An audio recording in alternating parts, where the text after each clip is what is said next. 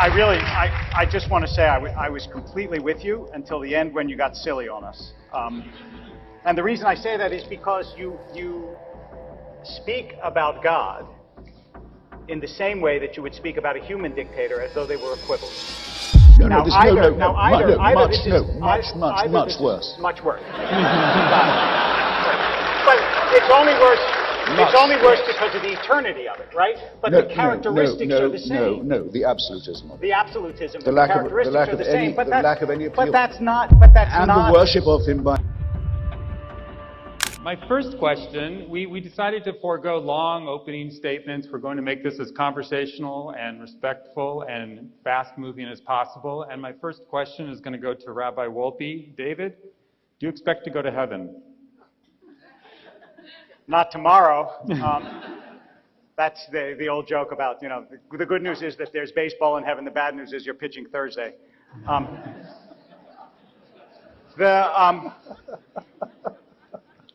So what I would say is that part of the problem of the idea of an afterlife is that we tend to make it far more literal than it needs to be, and as a result, it starts to seem ridiculous. I mean, before you entered this world, could you have imagined mountains and tuna fish and teeth and ideas and music? Of course not. It is literally unimaginable. But we make of the idea of another world something that we can imagine and understand, and so we reduce it to nonsense. It's Mark Twain in Letters from Earth. He said that people assume when they go to heaven they're going to lie on green fields and listen to harp music. He says you wouldn't want to do it for 5 minutes while you're alive, but you think you'll be happy for the rest of eternity doing it after you die. And the crux of it is, and I suspect really what this evening will come down to, is do you believe that human beings are entirely material? Are you only made of stuff? Or is there something non-physical? Is there something ethereal and eternal about you, about us, some mystery at the heart of this stuff? And if there is, then there's a possibility, that we'll all, I don't want to say go somewhere because that assumes that it's spatial. And again, that's the way people think, and the way we think is not necessarily the way the world is. Our minds are much too limited to grasp it. But I'll just close by saying that I always assumed that human beings were more than stuff. And for me, at least, this came home on an emotional level when a little less than 2 years ago, my father died. And as many of you know, it is a Jewish custom when someone's buried to throw dirt on the grave. And I thought this was going to be extraordinarily difficult, to take a shovelful of dirt and throw it on the coffin of somebody that I loved very dearly. But I actually didn't find it nearly as difficult as I anticipated, and the reason is that I knew that whatever was in that coffin, he wasn't there. But I also knew that that wasn't the same thing as he wasn't. It just meant he wasn't there, but he was, and he is. I just don't know how. Sam, in The End of Faith, you chide scientists who believe that consciousness ends with death. So picking up a little bit on what David said, you wrote, the place of consciousness in the natural world is very much open to question. The truth is we simply do not know what happens after death. To my mind, this very much leaves the door open for a belief in the afterlife. Although it doesn't make the traditional beliefs in the afterlife any more plausible. It's not the point I was making there. But it does, that point of not knowing what happens after death is what worries me about this conversation. I've been very worried about this, that all of you have given up a perfectly serviceable Tuesday evening only to hear the four of us tell you every which way that we have no idea what happens after death.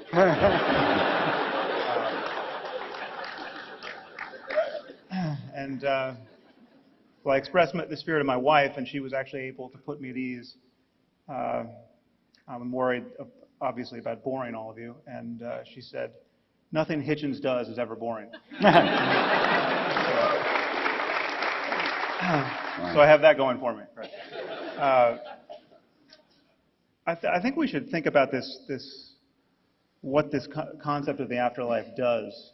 We'll talk about the plausible versions of it and how implausible some of the traditional ones are. But I think, just to give some context, we're living in a world in which 9 million children every year die before they reach the age of 5. Okay, year after year after year. I mean, that is an Asian-style tsunami of the sort you remember from 2004 every 10 days, killing only children before the age of 5. I mean, think about these children. Think about their parents. Know that virtually all of these parents are people who believe in God and were praying all the while that their children would be saved. And their prayers were not answered. Now, the afterlife comes into the midst of this reality and as a promise that all of this is going to make sense in the end, that somehow at the end of existence, we're going to be all let in on the punchline and have a mighty laugh with Almighty God for eternity.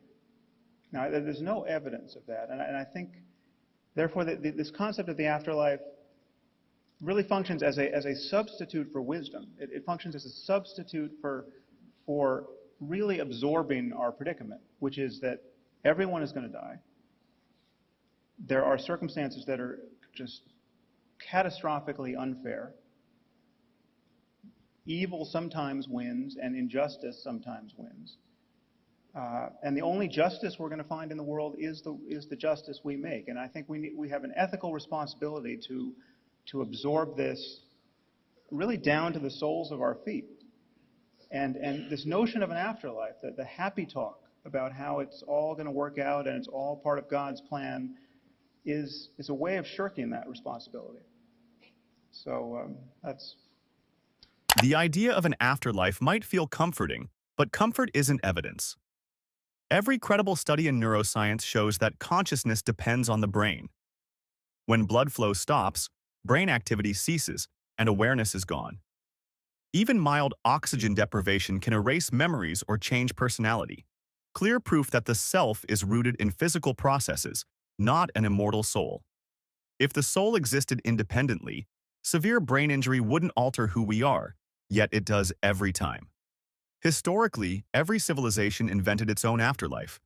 Ancient Egyptians had the Field of Reeds, Vikings had Valhalla, Hindus believe in reincarnation. The Bible's vision of heaven and hell is no more consistent or verifiable than these myths. In fact, early Judaism had no concept of eternal heaven or hell. Sheol was simply a shadowy place for all the dead. Eternal punishment shows up later, influenced by Persian Zoroastrianism. That means Christian afterlife doctrine is borrowed, not revealed. The Bible itself undermines the fairness of the Christian afterlife. In Matthew 25:46, eternal torment is given for disbelief, not moral failure. Revelation 21:8 lists sins alongside unbelief as grounds for the lake of fire. This isn't justice, it's divine favoritism. Even worse, the suffering of children that Sam Harris describes is excused with God's plan, as if the promise of heaven justifies their pain. The truth is, there's no evidence of divine justice waiting for us. Waiting for a cosmic fix is a moral hazard. It can delay action against suffering in the here and now. The only justice humanity has ever achieved, ending slavery, advancing human rights, fighting disease, came from human hands, not divine intervention.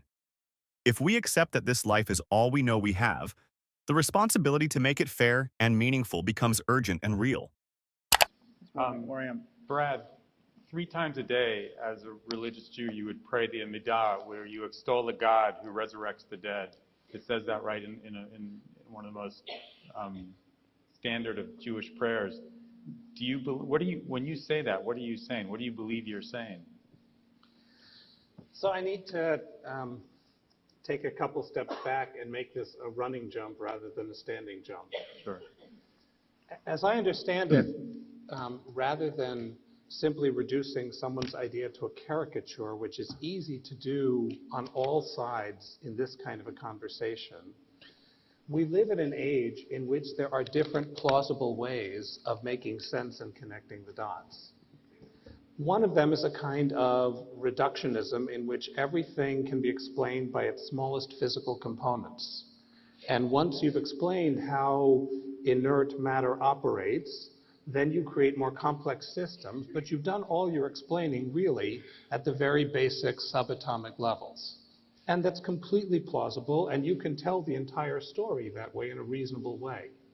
I don't think it's the only way one can do it. One can also say that there are intimations all the way down of what others have called, and I think of as mindfulness.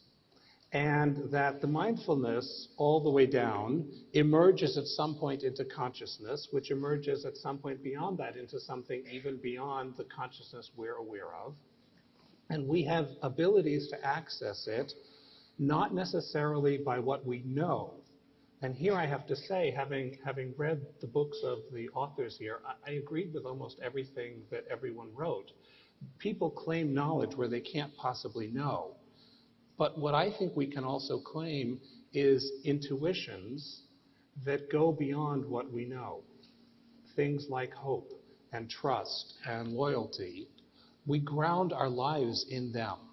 So there are people who use the afterlife as a way of evading their responsibility. But I know that I and Rabbi Wolpe have sat at the bedside of people who were able to connect with others because this belief inspired them to live each moment with dignity and connection. So for me, the prayer is literally false. Having lived one life with flat feet and fat thighs, I fervently hope that God does not physically resurrect the dead.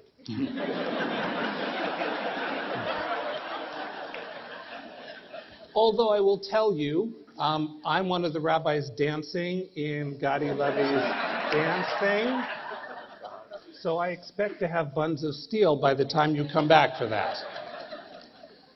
But I think it's a metaphor for saying that there is a oneness of which we are an expression, and that does not cease with our death, and that in some very important way, although not one that is reducible to knowledge, I don't claim to know, but I trust that we continue beyond the grave.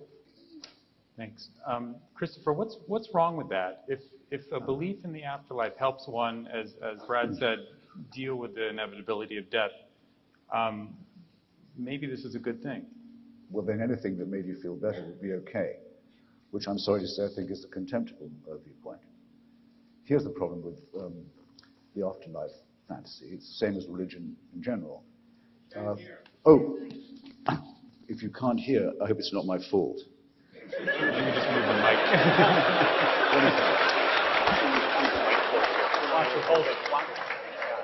All right, how's that? Okay. Well, not to duck the opening question, give myself a chance to repeat my answer. That would mean that anything that made you feel good or better was fine, which I think is a contemptible position, I'm sorry to say. And it would be as good as drugs, for example. And I don't believe, and in fact Marx never said, that religion is just an opiate. But religion and the afterlife fantasy have these things in common. First, they're man-made. That's very important. They represent claims by humans to be able to interpret the divine and to give themselves power by doing so. We all admit we don't know. That's because we can't know. So the people who have to leave the island right away are those who say they do, who for centuries have tyrannized and still do millions of human beings by claiming to hold the keys of heaven and hell. Leading to my second point, religion is totalitarian in its practice and its theory. It claims to know things it can't know, and it claims to have powers it cannot have. It says if you make the right propitiations and the right donations, you may get paradise, and if you don't, you may get an eternity of pain. That includes, by the way, the souls of unbaptized children of the millions who Sam mentioned. Then there's, I'm afraid to say, but you also, as you'd expect from the man-made, the argument of fraud. St. Peter's in Rome was built on the sale of indulgences. That's to say, in return for cash, the promise of a remission of sin and of time in hell or purgatory. There are chantries, actually quite beautiful ones, still all over Europe, still working. Prayers being said for the repose and remission of souls. Pope Benedict, the most reactionary prelate for a considerable time to lead the church is trying to restore the idea of remission of sin in exchange for donations or other in-kind operations. This is, I'm sorry if it sounds unduly functionalist, but until we've dealt with these questions, we can't have a serious discussion. Now, there's also, I think, a real problem about anything that's eternal. I should probably close with this. It will happen to all of us that at some point you get tapped on the shoulder and told, not just that the party's over, but slightly worse, the party's going on, but you have to leave. and it's going on without you. That's the reflection, I think, that most upsets people about their demise. All right then, because it might make us feel better, let's pretend the opposite. Instead, you'll get tapped on the shoulder and told, great news, this party's going on forever, and you can't leave.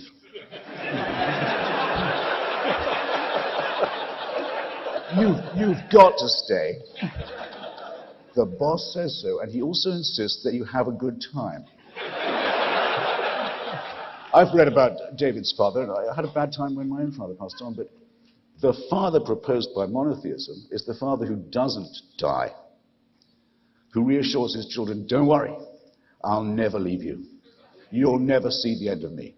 You'll never get the chance to feel sorry. I'm always there. I'm the absolute ultimate in dictatorship, and in my courts there's no appeal. Do you really think that this would cheer up anyone of sentience or humanity or capable of feeling of irony? I submit it's out of the question. Belief in an afterlife might offer comfort, but comfort is not proof. Everything we know from neuroscience shows that consciousness depends entirely on the brain. When blood flow or neural activity stops, awareness ends. Brain injuries, Alzheimer's, strokes, and anesthesia can erase memory, alter personality, and shut down the sense of self. If a soul existed independently, these changes wouldn't be so precise or predictable. Historically, the Christian afterlife is not an unbroken revelation. It evolved. Ancient Israelites believed in Sheol, a shadowy place where all the dead went, Psalm 6:5, Ecclesiastes 9:5. Concepts of heaven and hell emerged later, influenced by Persian Zoroastrianism and Greek philosophy. Even the New Testament contradicts itself. Some verses describe sleep until resurrection, 1 Thessalonians 4:13-16. Others promise immediate paradise, Luke 23:43. And the meaning often depends on translation or punctuation. Biblical justice also raises moral problems. Matthew 25:46 and Revelation 21:8 promise eternal punishment for disbelief, not just immoral acts.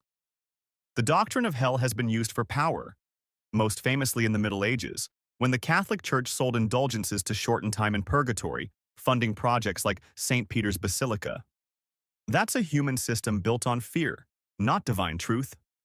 Near-death experiences don't rescue the claim. Their features, bright lights, tunnels, life reviews, can be triggered by oxygen loss, drugs, or brain stimulation. Crucially, they reflect local culture. Christians meet Jesus, Hindus meet Yama, Buddhists see entirely different visions. If one afterlife were real, these accounts wouldn't vary so widely. I just want to say I was completely with you until the end when you got silly on us. And the reason I say that is because you speak about God in the same way that you would speak about a human dictator as though they were equivalent. Much worse. Much worse. But it's only worse. It's only worse because of the eternity of it, right? But the characteristics are the same. No, the absolutism of it. The absolutism, the characteristics are the same. The lack of any appeal. But that's not. And the worship of him by his slaves. Except that that's not at all what any tradition envisions, and even if it did envision it, as you and I think would both agree, the envisioning of traditions of what a God could be are very limited and partial. And so if you want to make it, yes, that it's North Korea forever, then I would say you're belittling the notion of what it means to have a God. You're belittling the notion of what it means to have eternity in, if not bliss, at least reasonable happiness. And it's true that you lose everything in this world, but also it's not at all the case, and you know that it's not the case, that the notion of the afterlife invariably leads to neglect of what is important in this world. Sometimes, in fact, it does the exact opposite. You can take large swaths of belief. You mentioned Marx. Communism, for example, which repudiated the idea of the afterlife and therefore thought you have to create utopia here, and it led it to horrendous misdeeds throughout the 20th century. So the belief in the afterlife can be totalitarian and terrible, but so can the idea that there's nothing after this world and therefore you have to perfect human beings here. It can work both ways. I wanted to ask you, Christopher, do you really believe that dead is dead? You don't believe in any kind of consciousness going after death? You believe dead is dead? Okay. The survival of consciousness independent of the brain, which Sam knows more about than I, and we're getting better acquainted with, is quite different from the religious belief in a mandated path by which you can follow or not follow, leading to reward and punishment. Completely different. It's different in the same way as, say, spiritualism was, which wasn't really a religion, but was a very strong, fraudulent movement that not coincidentally flourished after the First World War in the hope of putting people in touch with dead relatives and so forth. Not one single interesting thing ever got said from the other side. Fascinating, you know. Burblings from the beyond, but millions of people pitifully paid attention to it. I guess my answer has to depend on David's point about stuff. We actually know a great deal more than we ever did, than any of our predecessors did, about what stuff we're made of. We know that our DNA gives us enormous amounts in common with other animals, huge amounts. We know that stars had to die. Larry Krauss makes this point very well in his lectures on physics. Stars had to die. One every second blew up, and is still blowing up since the Big Bang. We're made, if you want to call it pretty, from stardust or nuclear waste, depending on your on your analysis. But there's absolutely no reason to think that those molecules will be worth reassembling. That they will rejoin, as do the animals, and as have done the other the species we didn't know about till recently, the other human tribes, the Cro-Magnons, the Neanderthals, the ones that aren't even mentioned in any holy book. They only died out about 20,000 years ago. Who has heaven and hell for them? It's as likely for us as it is, I think, for any other dog, whale, or bacteria. Well, and no more than that. Sam, what does it mean when you write that you think that consciousness may indeed survive? Well, there are many odd ways in which consciousness could survive, and you can make a philosophically respectable argument that consciousness could survive the death of the brain. It's by no means the majority opinion in neuroscience or philosophy that it would. For instance, there's a philosopher at Oxford, Nick Bostrom. This is one of the weirder arguments, but still more plausible than the arguments you get from religion. Nick, there's actually very little you have to assume to make this seem somewhat robust. The argument is called the simulation argument, and he argues that we are all very likely not living in a real universe, but living in a simulated universe. And we are being simulated on the hard drives of computers of the future. Now he gets there with a few simple steps. You simply have to acknowledge that consciousness is at bottom the result of information processing at the level of the brain, and there's nothing magical about brains. It could be information processing in a computer of the future. Most scientists think that's true. They don't think there's anything magical about the wet stuff in our heads, and that consciousness is at some point going to be instantiated in computers. Then you simply have to grant that humans of the future will run simulations of the past in the way that we run simulations, Sims games, and then there's just one short move, that simulated universes, almost by definition, will outnumber real universes. And therefore, we are a lot more likely to be among the simulated ancestors than the real ancestors. Now, again, this everyone acknowledges it seems a little crazy, but the assumptions that you have to take on board are not so weak. And I would add to this the somewhat disconcerting idea that if, in fact, we are running as a simulation on a computer of the future, This computer could have been built by Mormons or Scientologists who would want to simulate the truth of their religion. And therefore, all religions could be true in this simulated universe. And we could expect to see Jesus coming back on clouds of glory and moving to Missouri as the Mormons expect.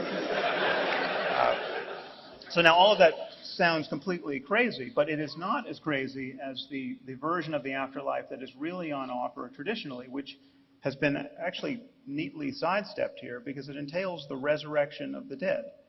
Most people think that the afterlife religion is offering, Christianity, Judaism, and Islam, has something to do with the soul floating off the brain into a tunnel of light and into paradise.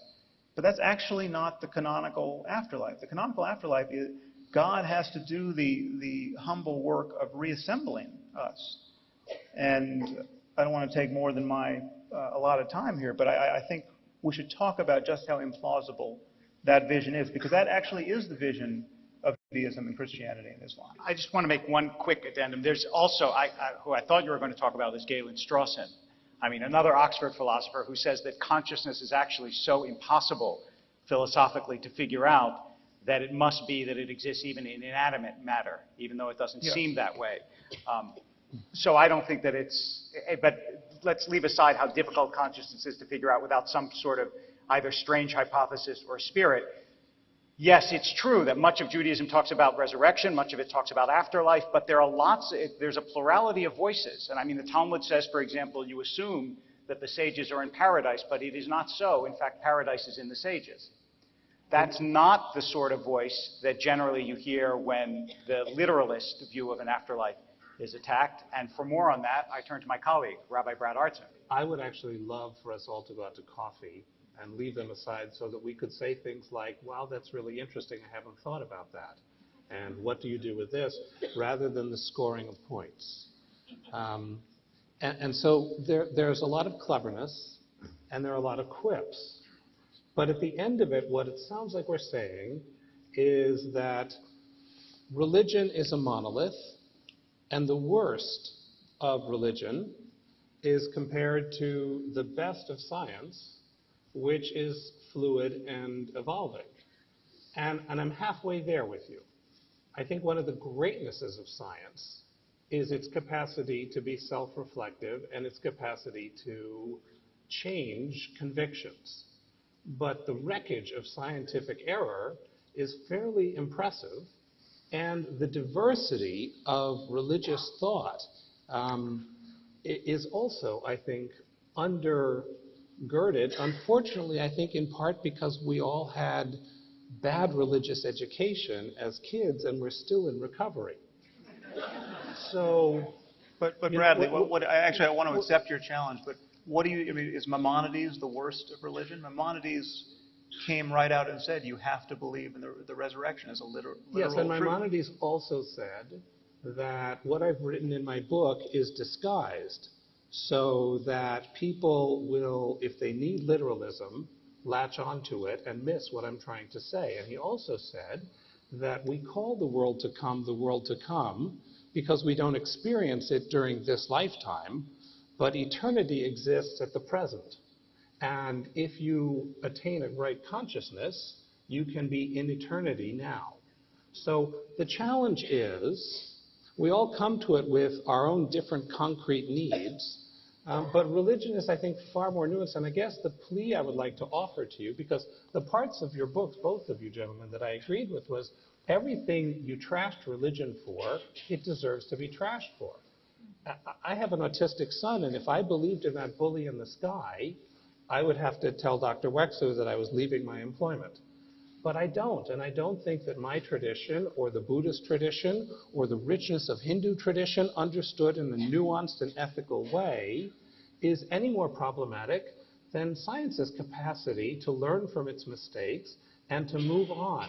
And the way the Bible is used in my community with my students is, I would hold up as ethical as anywhere else. And a part of that is the recognition that although we do not know, we hold to hopes that orient us and allow us to value each other as of abiding significance. What this closing exchange really exposes is how flexible religious claims become when tested. The rabbis here admit they don't take resurrection literally, yet it's in core Jewish and Christian doctrine. The Nicene Creed explicitly affirms the resurrection of the dead. Maimonides, one of Judaism's most revered scholars, wrote that belief in bodily resurrection is required, even if privately he reinterpreted it. This shows a pattern. When literal claims are challenged by reason or science, they're rebranded as metaphor. Science gives us no reason to expect reassembly after death. Our DNA and brain structure don't store you in a way that can survive destruction. The idea that God would gather your atoms ignores the fact that atoms are constantly recycled into other organisms. Your resurrection would mean undoing billions of years of natural processes, for which there's zero evidence. And history tells us that beliefs about the afterlife have never been consistent, even within Christianity.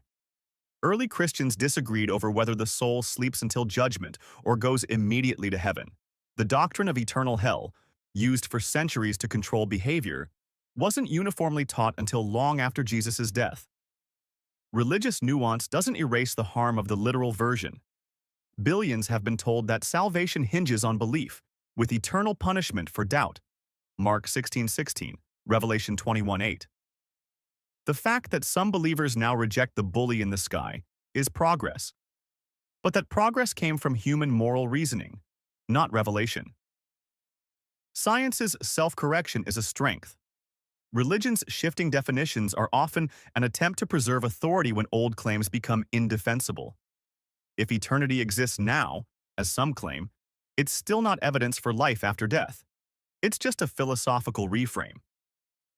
The honest position remains. We do not know, and there's no credible proof that consciousness survives death. Which means the value we give each other in this life is the only kind of immortality we can verify. So here's the question. If meaning, love, and justice are all built here and now, why stake our lives on an unproven promise? If you found this breakdown thought-provoking, drop your thoughts in the comments, hit like, and subscribe for more deep dives into debates that challenge what we think we know. Which is the resurrection of Jesus. Never happened. I mean... Well, that's an assertion, Peter. What about some evidence? Well, what about some evidence that it did happen, other than people who are writing Gospels of 80 years later than the event that they purport to be talking about? No, of course it didn't happen. How could it happen? And science, I think, could even go so far as saying it simply could not happen. When you've got a dead body, it's decaying straight away. There's no way that it's going to reconstitute in some way. It's absurd. And I accept that it is the foundation of Christian faith. That doesn't mean to say that it's true. And it seems appropriate to begin by asking you both the question, can science explain everything? Perhaps we could start with you, Peter. Yeah, well, I'm not a politician, so I'll give you a straight answer. The answer is yes. Of course, it hasn't yet explained everything, but there are no signs that it's going to run up against a brick wall and stop explaining everything. I think we should first of all be clear what we mean by science, and science is basically a method of discovery based on observation and taking evidence that can be shared publicly and generally.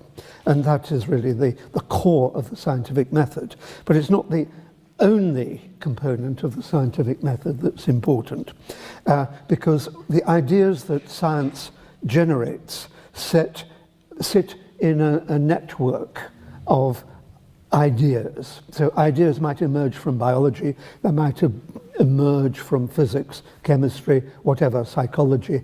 And where they overlap, they are mutually supportive.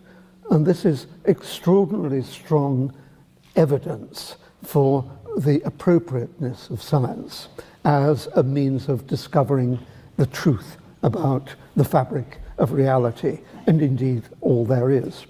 The second part of these introductory comments that I'd like to make is that we have to think about what we mean by the questions that science approaches. And I think there are two classes of question. One is stupid questions, and the other is real questions. And a lot of the stupid questions, maybe that's too strong a term, a lot of class one, let me call it, questions have emerged as extrapolations of human angst, worries about the nature of the world, projections of human ideas where they are not supported by any evidence. Science deals with real questions. Science deals with questions for which there is evidence. So, whereas a typical religious question might be, what is the purpose of the universe? Science can dismiss that as an irrelevant question. There is no evidence that there is any purpose in the universe. In fact, I think it rather wonderful that this extraordinary collection of galaxies is just hanging there, totally without any purpose whatsoever. I think that's rather grand, frankly, and rather inspiring. So when you ask questions for which there is no evidence, such as that one, what is the purpose of the universe, what is the nature of the afterlife, and all that sort of thing, science need not trouble to try to answer them because they're nonsense questions. Science deals with real questions, questions for which there is evidence. And some of these are very deep, and let's not hide them under a bushel. I think one major question is, why is there something rather than nothing? It certainly seems as though there is something, and we presume that before there was something, there was nothing. So it seems to be a real question, and science has as its objective an attempt to answer that kind of question. Another deep question, of course, is the nature of consciousness and all the attributes of consciousness. We appear to have consciousness. There is evidence that we do. And so it is appropriate for science to tackle that. And by consciousness, I mean all the attributes of consciousness, including morality. And so those are real questions. Those are the questions that science can answer. And there is no doubt in my mind that over the past, let's say 300 years, that science has done its job seriously. That is, collecting evidence, setting it in a network of concepts, and seeing the way that they are mutually supportive. I think there's no doubt that over 300 years we have made extraordinary progress, and there is no reason other than pessimism to expect that science will grind to a halt and not answer all the real great questions of existence. Thank you very much. Peter Atkins argues that science is the best way to understand reality, and he's right. Just look at the evidence. For centuries, religion claimed diseases were caused by sin or demons. Science replaced that with germ theory and saved millions of lives. The same goes for natural disasters. Christianity once said earthquakes were God's punishment.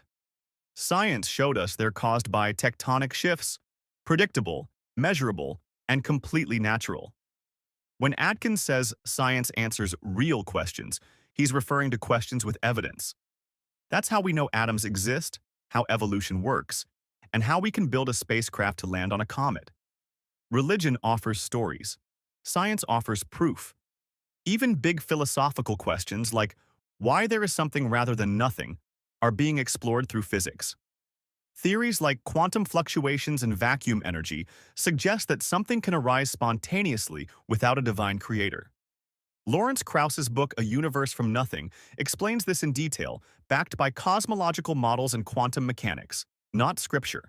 Very much. So an emphatic yes to the idea that in principle science can explain everything that's worth explaining in that sense. So John, same question to you. can science explain everything? Well, obviously not. Brexit, for example. That's a comical response, but I have actually two more answers to the question. You're going to be surprised at how much I agree with Peter, because the definition of science he offered us, that is collecting evidence, making observations, in fact in his book on being, he reduces it beautifully to making observations and comparing notes. If that's what we mean by science, and it's the old meaning of science before the 19th century, then of course science can explain everything, because the very word explanation means making evidence-based observations and notes. So my short answer is, if we accept Peter's first definition, then I agree with him entirely. Science, by definition, explains everything. But of course, the meaning of the word science has changed in England, but not on the continent. In German, Wissenschaft covers the humanities and the natural sciences. And when people these days say science can explain everything, they're not referring simply to making observations and comparing notes at all. For instance, that would apply to any historical or forensic examination. And my faith as a Christian is based precisely on the kind of scientific reasoning that Peter has set forward to us. The main issue, I think, in discussion today is not whether that kind of evidence-based thinking and observation can come to every conclusion. Let me just say, by the way, that from the Christian perspective, Luke, the writer of the third gospel, tells us that that is exactly what his method was. He consulted people, he made observations, and then he put them together. So we'll call that science one. What is, of course, at stake today is the question, can the natural sciences answer every question? And there I think that that is simply not the case. The Nobel Prize winner Peter Medawar, many years ago, he wrote a very interesting book on the limits of science. And he said, we do science a disservice, natural science, if we think it can address any questions. And every question. And he referred to the basic questions of Karl Popper, the questions of a child. Where do I come from? Where am I going? What is the meaning of life? Natural science doesn't answer questions like that. And Medawar added it is to religion, philosophy, and so on that we must go to answer those questions. I think science is immensely powerful. It is immensely exciting. And it uncovers a vast amount about our universe. But I have a problem by going too far. I'm a mathematician, and I'm rather interested in logic. And you know, if we say that science can explain everything, or science is the only way to truth, as it's often put, well, that is not a statement of science. It's a statement of belief. And so if it's true, it's false. Maybe it's too early in the evening for logic like that, but there's a huge logical problem. So to sum up my position, science is powerful. Its methodologies are extremely important also in the sphere of history, forensic science, and in the sphere of religion. But I'm going to be careful here, because Peter is right very often in his critique of superstition, of mythology and nonsense. And science has helped to clear away some of the nonsensical things that sometimes religious people profess. But what really makes me, in one sense, very much in favor of the Christian faith is that from the very start it claims to be evidence-based.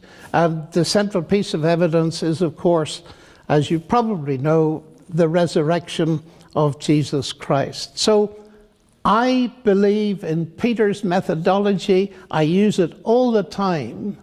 But somehow he feels that a Christian like me doesn't use that methodology within my own Christian faith. Final point, I think explanation, can science explain everything?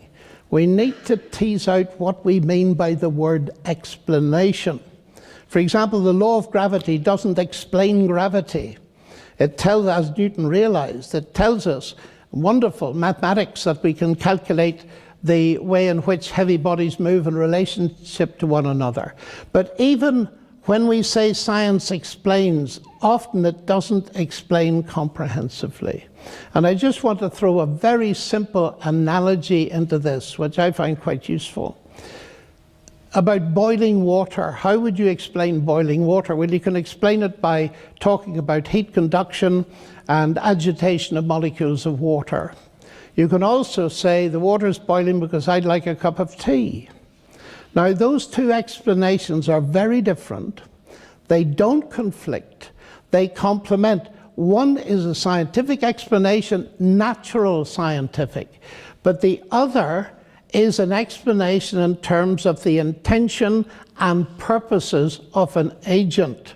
And Peter said quite clearly that science doesn't go in for that kind of purpose, but that doesn't mean that kind of purpose doesn't exist. In fact, people have been enjoying tea for millennia before they knew anything about the theory of heat in physics. So what I want to say is this.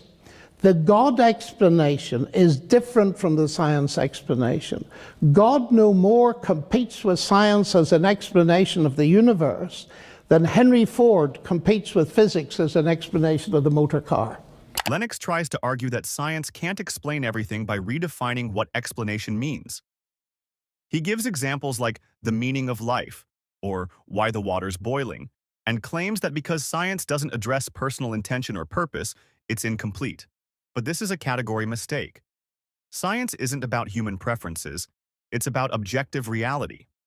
Saying, I want tea, explains your personal motive, not the physical process of boiling water. That's not a failure of science, that's just two different levels of description. One is emotional, one is factual. Lennox also appeals to Peter Medawar's view that science can't answer questions like, why are we here? But those are philosophical, not scientific, because they don't have observable evidence behind them. Asking, why am I here, assumes a purpose that hasn't been demonstrated. Science doesn't answer questions loaded with assumptions. It investigates what is, not what people wish to be true. And as for his claim that Christianity is evidence-based because Luke said he interviewed people, that's not evidence. That's hearsay from a gospel written decades after the events it describes, in a time where oral storytelling was the norm. No physical records, no eyewitnesses that can be verified, no corroboration outside the Christian texts. If someone today wrote a biography of a miracle worker based only on interviews and word of mouth, we wouldn't call that evidence. We'd call it mythology. Then there's the resurrection. Lennox says it's the central piece of evidence, but extraordinary claims require extraordinary evidence, and we don't have it. We have no physical body, no confirmed eyewitness accounts, no contemporary Roman records mentioning a crucifixion that disrupted history. In contrast, scientific discoveries like evolution, gravity, and DNA are supported by physical evidence that can be tested by anyone, anywhere. Even the idea that science is just a belief falls apart. Belief without evidence is faith. Belief built on observation, repeatable testing, and falsifiability, that's science. Saying science can't explain everything is just another way of saying, I want to keep certain answers off limits. Hey, thank you. Great introductory statements from both of you. I'm sure there's lots you want to respond to there. Peter, where do you want to begin? Well, there's so much nonsense to hack away from. This may be the phrase of the evening, yes. Yeah. Let's go to what you called the core of your approach, which is the resurrection of Jesus. Never happened. I mean... Well, that's an assertion, Peter. What about some evidence? Well, what about some evidence that it did happen, other than people who are writing Gospels of 80 years later than the event that they purport to be talking about? No, of course it didn't happen. How could it happen? And science, I think, could even go so far as saying it simply could not happen. When you've got a dead body, it's decaying straight away. There's no way that it's going to reconstitute in some way. It's absurd. And I accept that it is the foundation of Christian faith. That doesn't mean to say that it's true. And so let's dismiss that as something that simply has no evidence whatsoever of any credible Before we nature. dismiss it, let's hear a response from John, because obviously this is an important issue. What counts as evidence and what are the assumptions we make?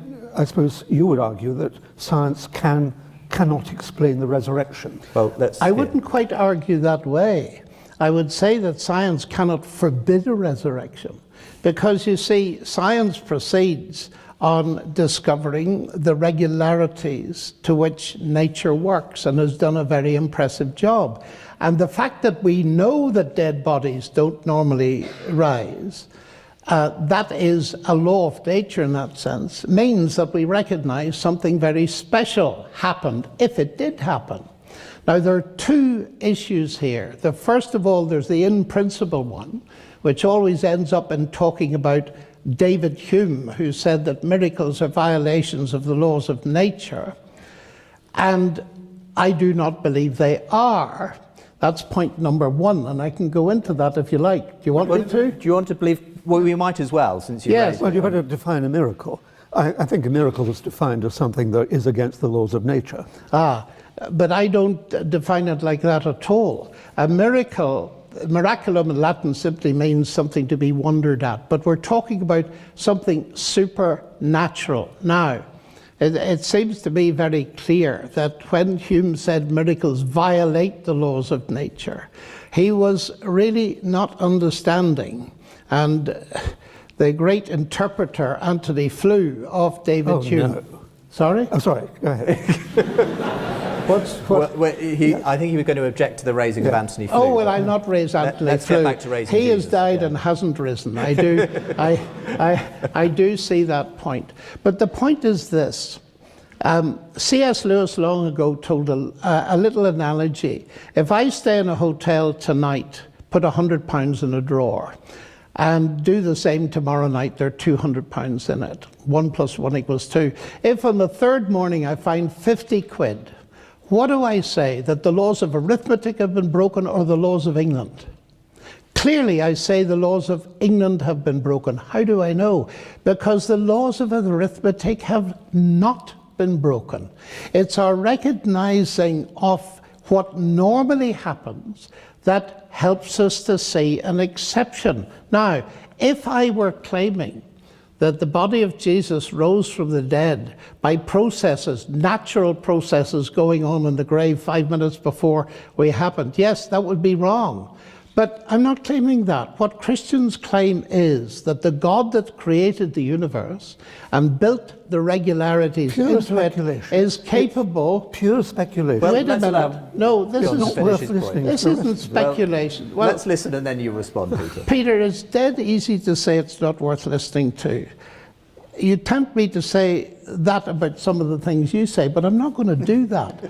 Because it seems to me it's very important to listen to what Christianity claims before you judge it. And what is claimed is the God who creates the universe and sustains it is not subject to laws as if they were laws of a land. He set up the regularities and he can feed a new event into them. And the claim is, and with this I finish, that God raised Christ from the dead by an input of colossal power. Oh, Jesus. Well, you've got it, Peter, in one. No, I mean, this is... that is the claim at the end of the day. But, I mean, this is... everyone knows here that's nonsense. What you're inventing is an agent who can do anything he likes. He or she likes, I suppose you have to say these days. And so you're it is the laziest way of accounting for observations, sometimes observations that were never actually made. Religious explanations which resort to God did it are intellectually lazy. I won't use a stronger term than that, but I do think that they are lazy because, I mean, what does it mean as an explanation? You lie there saying, oh, God did it, and everyone says, oh, I understand now. Religious explanations are easy to accept by the unthinking. Science is difficult to accept because it involves a lot of thought. You really have to tease out the processes by which an event occurs. You can't simply say, and God did it. You've got to go through, in biology, you delve down into, if you like, the chemistry of the organism. In chemistry, you delve down into the physics of the underlying processes. And I accept maybe in physics, you have to delve down into the underlying mathematical fabric of whatever I mean by that. It's jolly hard work, and you've got to work on it. But it's more satisfying when you get to the end of an explanation than that extraordinarily lazy way of pretending to explain by saying, and abracadabra, God did it. I mean, that is intellectually corrupt. Let's be clear. Peter Atkins is right to call the resurrection story absurd. Not to be cruel, but because it defies everything we know about biology, medicine, and physics. Once a body dies, decomposition begins within minutes. Cells break down, organs fail, brain function is permanently lost. There is zero empirical evidence, none, that a dead human being has ever come back to life after days in a tomb. Lennox tries to dance around this with philosophical wordplay. God isn't breaking the laws of nature, he's just feeding in new events. But that's not an explanation, that's just invoking magic and calling it divine. It's not based on data, observation, or repeatability. It's the same reasoning used for thousands of unverified religious claims throughout history, from Osiris to Krishna to Muhammad's night journey. Belief doesn't make something true. He compares God to a thief overwriting arithmetic in a hotel drawer. But that only proves the point. If the drawer has less money than expected, we assume theft because we have evidence that theft happens. We don't assume magic. That's exactly how science works, by seeking the most plausible, evidence-based explanation. And Lennox's ultimate fallback? That God, who made the rules, can break them. But that's the problem. If you allow supernatural exceptions anytime you hit a difficult question, you're no longer doing reasoning. You're escaping it. It's a shortcut that ends the conversation and replaces inquiry with obedience. Atkins is right. Religious explanations aren't just unhelpful. They're lazy. They shut down investigation. Science, on the other hand, demands proof. It works hard for its answers. And it's brought us everything from antibiotics to spaceflight to the internet you're watching this video on. If belief in miracles had any real explanatory power, it would have produced results by now. It hasn't. So here's the question for you. Do you want answers based on hope or on evidence? If you're tired of God did it being used to explain the unknown, hit like, drop a comment below, and subscribe for more thoughtful breakdowns like this. Let's keep asking questions and insisting on real answers. The incremental effort of a lot of steady work that some of us have been putting in to dispel illusions in the supernatural, and in a private belief that I've held for a long time, which is that very many of the practitioners of these faiths don't believe it either. And perhaps that might be the first consolation that we take away from this evening's discussion. My own task having been so much lightened, even though I retain the tiny suspicion, and I hope it's an ignoble one, that Rabbi Shmuley might possibly be going easy on me. And that would be a great cause of resentment. If I thought for a second that that was true. It's already bad enough that I'm the fifth person appearing on this stage, and you may have noticed the steady decline in the standard of pulchritude that went on after number 3 had left the stage. So I'm left to restate what I still want to say and have to begin with a disagreement. The idea that a person who martyrs himself and kills others in the cause of the faith will be rewarded in paradise is not a delusion of Muhammad Atta's. I wish it was. It would be very nice if we could say that that was the case. It is rather a belief firmly rooted in the holy book of the Muslim faith, the Quran.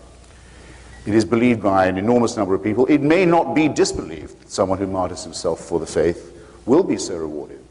To do that would be to challenge the authenticity of the book, and therefore cannot be done. The most that can be done is to say that somebody interpreted this mad instruction incorrectly, but we would be living in a very happy world indeed if this was just a delusion of one leader of a 19-man gang. The same, I think, can be said of, you'll correct me, I'm sure, Shmuley, if I'm mistaken, but I think it's number 13 of the Rambam's list of articles of faith, Maimonides' opinions of what it's necessary to believe in order to be of the faithful, that there will be a resurrection.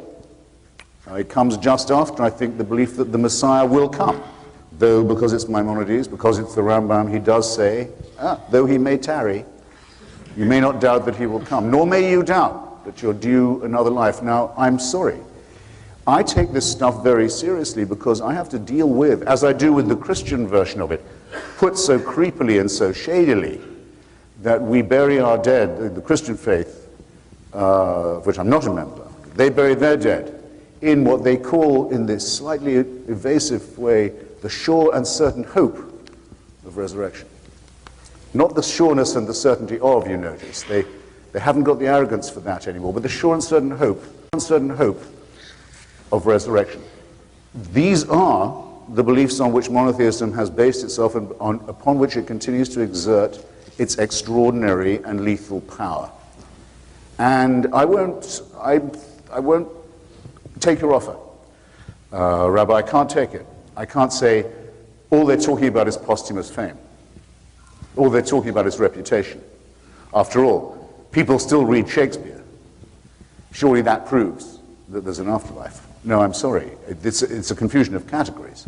It's not comparing like with like. It's not even non-overlapping magisteria. It's radically discrepant views of what reality is. And if religion would say, we don't promise you anything after death, that would be the end of it.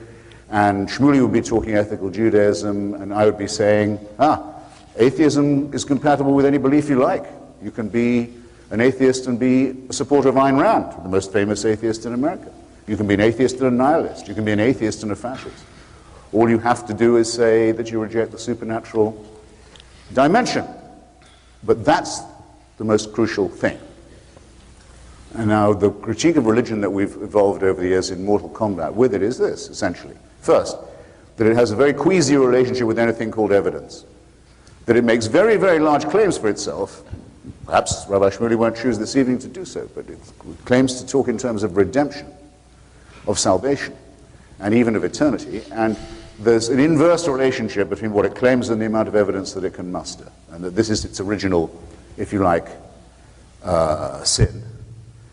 Second, that it seems to deal in absolutes, that it appears to want us to think of a God who is in some way or another a dictator in this world, and if this one should prove disappointing, I think you used the word dress rehearsal, the term dress rehearsal, a mere ante-room. If you think this is unfair, if you think this is discrepant, if you think this is irrational, why do the evil prosper?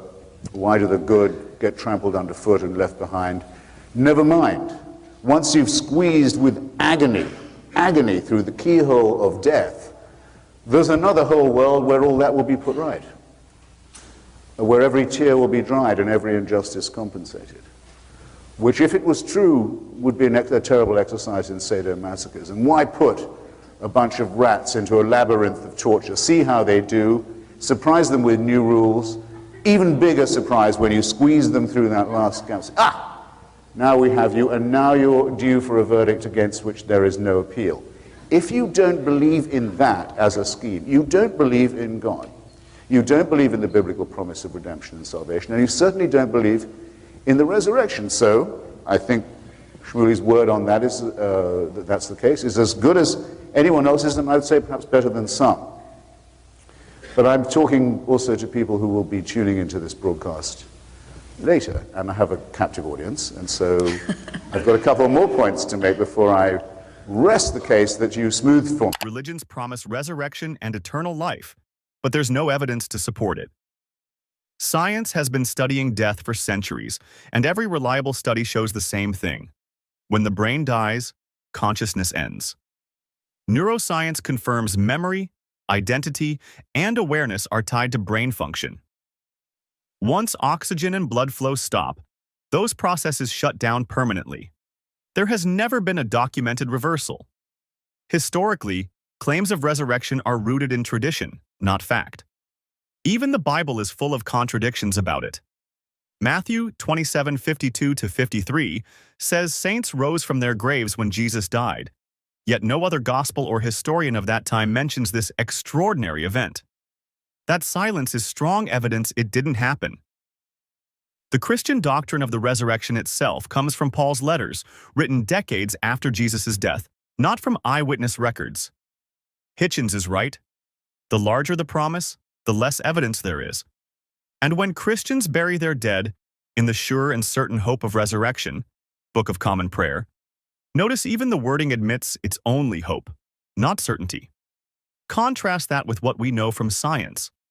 Death is final. Religion offers eternal rewards, but it can't prove them. That it's based on, there's another element in our critique of it, is that it's based on wishful as well as delusional thinking. Above all, wishful thinking. What is a stronger desire in the human species than that we shall conquer death? We are the only primates, as far as we know, we're the only members even of our own species, the primate species, who are fully aware of death and absolutely unreconciled to the idea of our own extinction. Even though we know our chemical composition, we know we are made out of the same elements as the rest of the cosmos. In fact, rather miraculously, if you want to call it that, we're even made out of stardust. Stars had to die for us to live. So we think it's overwhelmingly probable that when we die, our chemical ingredients will return to the natural biological and biochemical cycle, and there seems no evidence to the contrary.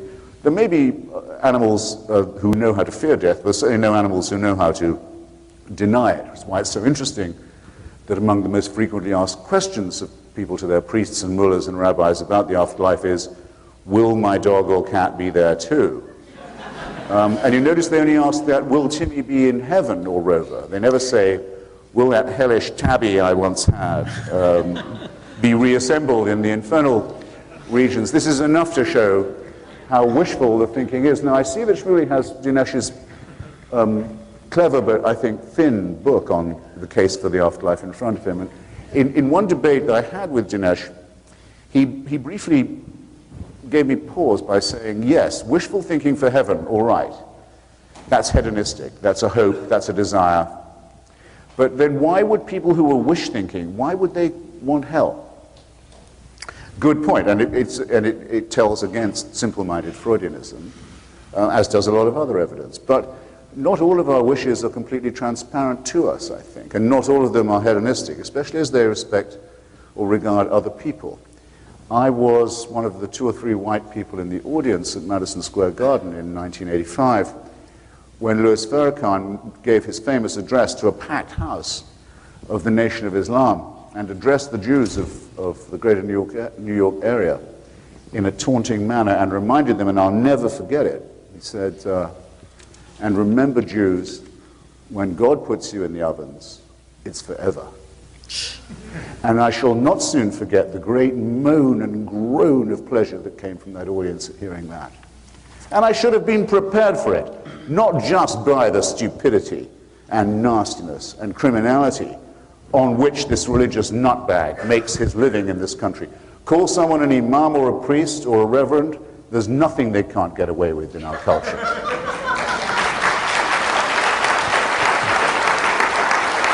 If I could change one thing, it would be that. The second would be when someone gets up and says, I'm a person of faith, that they don't get respect for it. They think that's a respect-producing statement. I am a person of faith. You know, I'm a person who will believe practically anything on no evidence at all. Well, you said it, mister. Respect comes later. I digress. I shouldn't have been surprised by this orgy of sadism and cruelty and gloating from Farrakhan's religious audience, because I've read the Christian fathers. I've read Tertullian, who, answering some questions, one of the great fathers of the church, we see why hell is unpleasant. Why is heaven such fun? It seems to be rather dutiful. Endless praise, endless worship, endless subjection, endless tedium. You think that the Lord himself, after the first 5 billion years, would have had enough of the songs of praise. No, it's got to go on forever. Okay, where's the good bits? Tertullian says that we've thought of the good bits. In the intervals of that, you can go to the edge and you can go and look down and gloat on the torments and endless tortures of the damned. We've thought of that. Now, excuse me, that is a founding statement of Christianity. You can't disown it now. These churches wouldn't be here oppressing us. These mosques wouldn't be here incubating madmen and suicide bombers. There wouldn't be mad Jewish settlers on the West Bank thinking if we could only steal other people's land and bring on the Messiah and Armageddon, everything would be all right. There wouldn't be anything of this if it was left to the rabbi, and myself, but it's not. And Joseph Ratzinger, His Holiness the Pope, has just got off the plane in England today to announce that atheists are Nazis. An overdressed little ponce who was himself a member of the Hitler Youth dares to speak this way. He leaves the palace that quite rightly, Shmuley points out, was built on the sale of indulgences. Well, picture the church as if it had not done that. Are you talking about the same formidable multinational force? No, you're not. Have they disowned what they did? No, they haven't. Are there not still chantries all around the world where prayers are paid for and said for the souls of the dead so that there may be remission from sin, measured, by the way, in years and decades? Or, if you've paid a lot of money to a chantry, maybe centuries of remission from sin, as if the Gregorian calendar is used for matters of eternity and infinity. The pathos, the obviousness of this fraud still goes on, and Ratzinger himself is reinstituting the idea that by making donations to the church and regular appearances at its festivals, there may be an element of remission too. And only now is it being discussed that St. Augustine's vile idea that the souls of unbaptized children may not go to hell but go to an indefinite misery of limbo until the second coming may possibly not have been the way, quite the tone of voice in which to speak to parents who'd lost their child. I'm not neutral about this. I don't think those statements are what they clearly are, man-made, silly, pathetic, mediocre, and erroneous. That is a job within the compass of anyone in this room or beyond. No, I go further. It's an evil doctrine. It's a wicked doctrine. It proceeds from people who want, quite wisely and quite shrewdly, real power over real human beings of a really absolutist sort in the only world we've got, which is the here and now. How smart they are to do it, how overdue we are to tell them that we reject this totalitarian interpretation of human life. Well, I'm not going to say why I don't think near-death experiences are impressive now. So you've spared me that, thank you. Though I wish someone would ask about them. And I think, excuse me, I think I've probably trespassed anyway on the allotted period of my time. But what I say is thanks for coming, and bring it on, and don't make me suspect that you're sparing me. Thank you. Hitchens is right that belief in an afterlife is built on wishful thinking. Humans are the only species fully aware of their mortality, and psychology shows we create comforting myths to deny it. Ernest Becker's book, The Denial of Death, explains how cultures invent immortality stories to cope with fear. Neuroscience shows consciousness is a product of the brain, and when brain activity ends, awareness ends. There's no evidence of anything beyond. Even Christianity's picture of heaven and hell reflects human desires and fears, not reality. Early church fathers like Tertullian openly wrote that part of heaven's joy is watching the damned suffer in hell. That isn't love, it's sadism turned into doctrine. The Bible itself reinforces fear. In Matthew 25:46, Jesus says the wicked will face eternal punishment, while the righteous gain eternal life. But there's no evidence for either claim. Historically, the church monetized this fear with indulgences, literally selling forgiveness measured in years out of purgatory. That practice built St. Peter's Basilica. It's not divine truth, it's a financial racket. And science shows the opposite. When we die, our atoms return to nature. We are stardust, recycled into the universe. All believe in it.